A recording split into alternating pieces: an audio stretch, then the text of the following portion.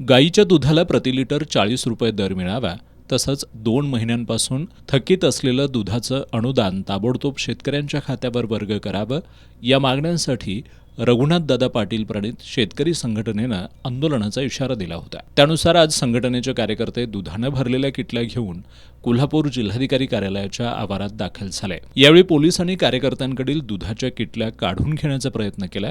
यावेळी आक्रमक कार्यकर्त्यांनी आम्हाला आंदोलन करण्यासाठी विरोध केला तर प्रसंगी जिल्हाधिकारी कार्यालयासमोर आत्मदहन करू असा इशारा दिला. त्यानंतर संघटनेच्या कार्यकर्त्यांनी पोलिसांचा विरोध डावलून जिल्हाधिकारी कार्यालयासमोरच अंगावर दूध ओतून घेतलं. या आंदोलनावेळी कार्यकर्ते आणि पोलिसांमध्ये झटापट होऊन शाब्दिक बाचाबाची झाली.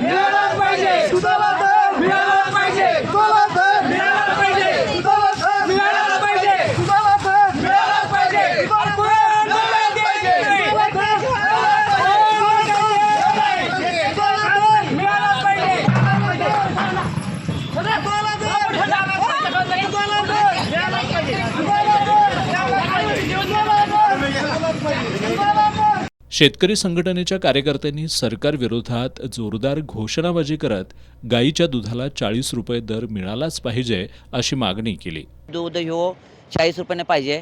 आता जर SMS फॅडवरती जर असलं तर हा शेतकऱ्याचा धंदा तोट्यात आहे. 25 रुपये 26 रुपये दर जातोय आणि FRP जे आहे ते लिटरला 7 रुपये मिळायला पाहिजे. आता 5 रुपयाने जमा होतोय हे आम्हाला शेतकऱ्यांना मान्य नाही. 5 रुपयाने जर धरलं तर आज पशुखाद्याचा दर बघितला तर महिन्याला 100 रुपये 150 रुपये वाढत जातोय आणि शेतकऱ्याच्या मालाला किंवा उसाला पिकाला 6 महिन्याला अंमलबजावणी होत नाही आणि इतर जो खाद्याचा दर वाढतो, लागवडीचा दर वाढतो, ही जी सरकार दखल घेत नाही. या आंदोलनामध्ये शेतकरी संघटनेचे जिल्हाध्यक्ष ॲडव्होकेट माणिक शिंदे यांच्यासह ज्योतिराम घोडके, अनिल जाधव, मच्छिंद्र पाटील, बाबासाहेब गोसावी, पांडुरंग मुकादम आणि शेतकऱ्यांनी सहभाग घेतला.